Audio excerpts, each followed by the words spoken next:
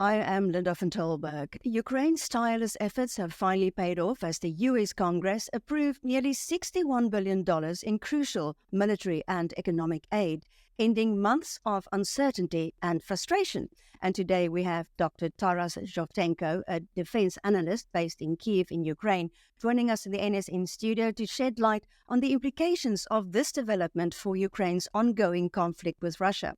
Well, welcome to NSN, Dr. Zhovtenko. Thank you for having me. Hello.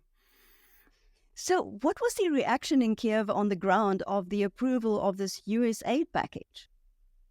Well, as you know, there's been months of intense fighting on the battlefield, and Ukrainian armed forces have felt a huge shortage of artillery ammunition, both the 158 armor and the ammunition for multi-launch rocket systems. And we had also felt a huge shortage of the interceptor missiles for the anti-air batteries, which guard not only the ground units on the battlefield, but also crucial civilian targets all over the territory of Ukraine. So we have been eagerly waiting for the United States to finally vote for this aid package. As you might know, that there is a huge difference in the resource capability between the United States and our European allies. And where the United States have all the stockpiles of ammunition and weapon systems already ready to be shipping to Ukraine, our European allies had to place orders for their military-industrial complex to just start producing all those things that were crucially needed on the Ukrainian battlefield. Either they had to find different other countries from outside the European Union who have the needed stockpiles of ammunition and weapon systems to be procured, brought, and finally brought to Ukrainian battlefield. So the US help and voting for this US help was really very crucial for our defense capabilities and for our warfighting capabilities in repelling this Russian aggression. Well, how would it bolster the Ukrainian efforts in the battlefields? Well, there are actually three tiers of bolstering Ukrainian resources and military capabilities. So the first one is to support the Ukrainian armed forces and to meet their needs on the operational and tactical level. So this is something which Ukrainian soldiers need immediately on the battlefield, like, well, the artillery ammunition, like the ammunition for multi-launch rocket systems and the anti-air capabilities, while we still wait for the F-16s to come and to boost our air defense capabilities in general. So this is something which might come from the stockpiles of the U.S. Army, which are located in Germany and Poland. So we are counting days from the point where the President Biden actually signs this bill into law, and then it would take 3 to 5, maybe a week, but 3 to 5 days at least to have the first shippings come to Ukraine and then delivered to the Ukrainian armed forces. So the second tier of this aid package is the strategic support of Ukrainian armed forces. So this is something like the ATACMS tactical missiles, and this is like things which come in replacement of the weapon system which had already been destroyed in the war fighting, like the main battle tanks or infantry fighting vehicles. This is something like ammunition for tanks, ammunition for IFVs, the spare parts, and the additional repair capabilities. And finally, there is a strategic tier to this aid, and this comes as a boosting capability for restructuring and strategically rearming Ukrainian armed forces. So this is the equipment which would eventually be procured from American military-industrial complex, and which would be delivered by the very end of the functioning of this aid package. Well, how could this change the dynamics of the war?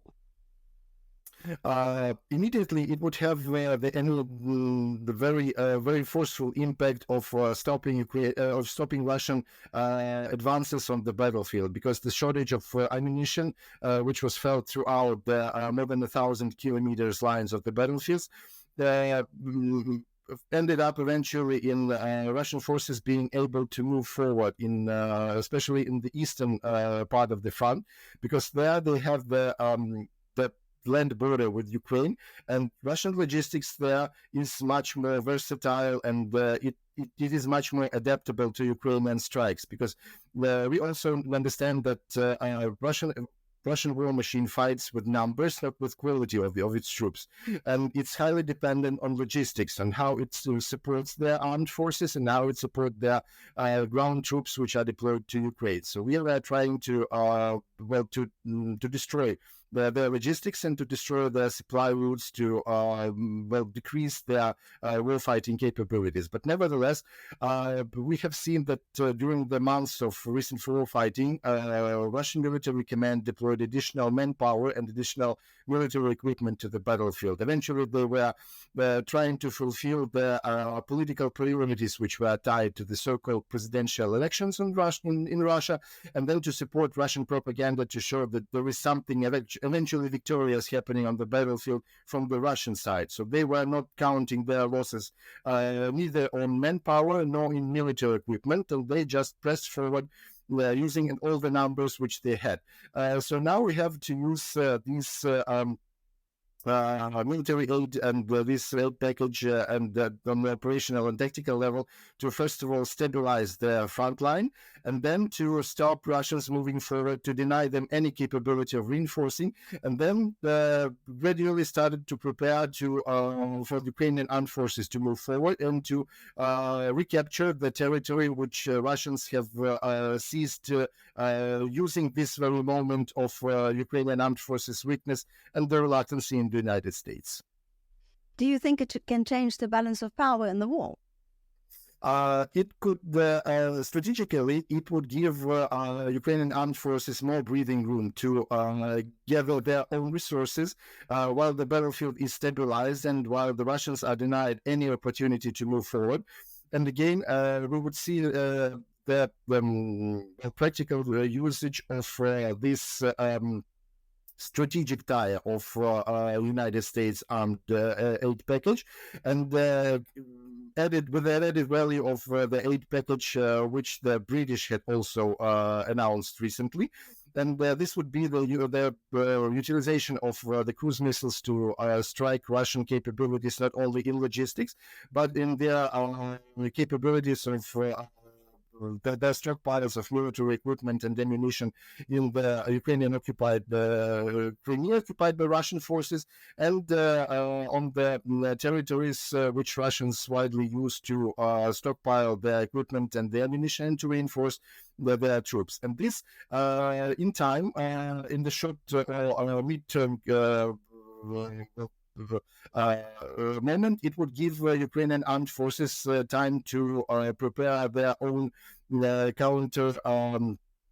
countermeasures against Russian forces, and then to start their counteroffensive, to again start moving and start liberating Ukrainian territory from Russian occupying forces.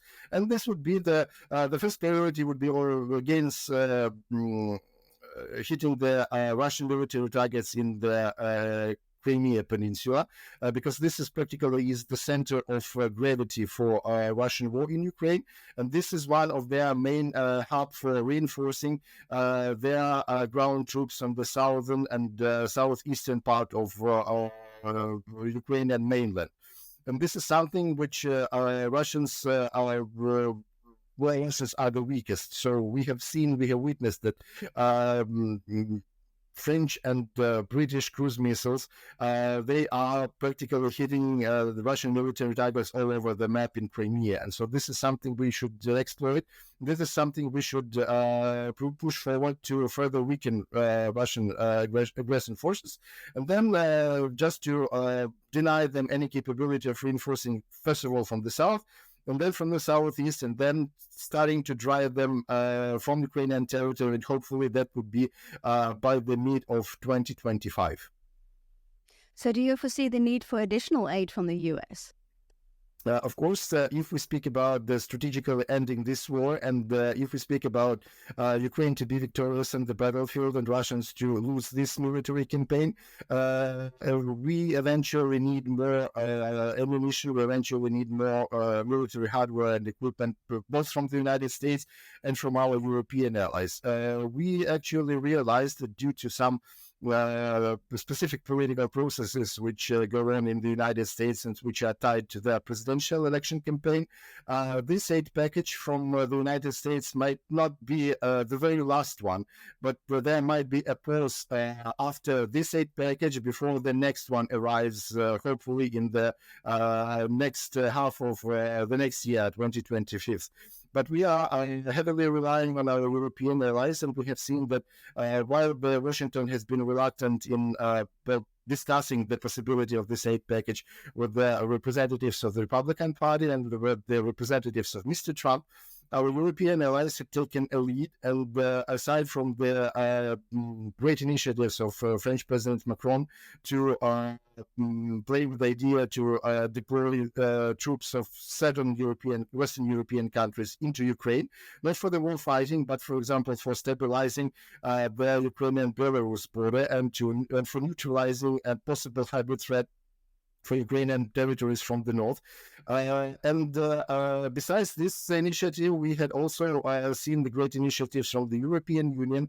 They had taken more bold steps in procuring weapons for Ukraine, not focusing on their own military-industrial complex as they did previously in 2022 and 2023, and unfortunately, the results were that the European Union needs far more time to consolidate their military-industrial capabilities, and we need those weapons right here and right now. And so our European allies have taken an action to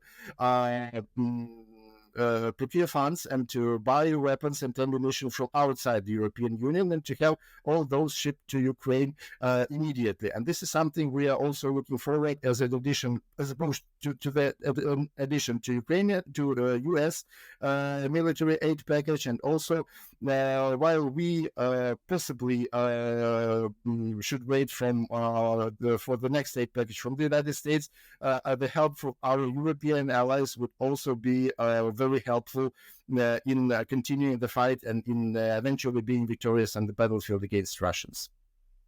Are you uneasy about the future of U.S. assistance? Well, we know the risks. We realize that there would be even more challenges when and if Mr. Trump comes to the Oval Office again and if he becomes the next president of the United States. But nevertheless, we see that European allies are driving the movement, and this driving is going to continue into the new U.S. presidency, whoever the next president of the United States might be. But he would feel the pressure from the European allies of driving this war to Ukrainian victory eventually, and sustaining or trying to contain Russian threat to European security and to Euro-Atlantic security, because practically it's a thing of reality that Russia is not going to go anywhere in the nearest future, and both our European allies and the US would have to do something with the threats, both hybrid and military ones, which emanate from the Kremlin. And this is something to be done on the strategic level, not only on the level of European security policy or the US security policy, but there is something to be done as a joint initiative and in reshaping them Euro-Atlantic security mechanism, and this is something which cannot be done by the Brussels alone, or which is something which cannot be done by the Washington alone. So there would be a huge need and a huge pressure for this need for a security cooperation between the US and Europe, and hopefully, even if Mr. Trump gets to the office, he would feel the urgency of the moment, and he would feel that the European allies and the European security is not in the very best shape to be just put aside and left it be like it is. So if you speak about Ukrainian armed forces reaching top efficiency in using this aid package, which would be provided from the United States, and if you speak about the operation and tactical level of something which would have immediate effect on the battlefield.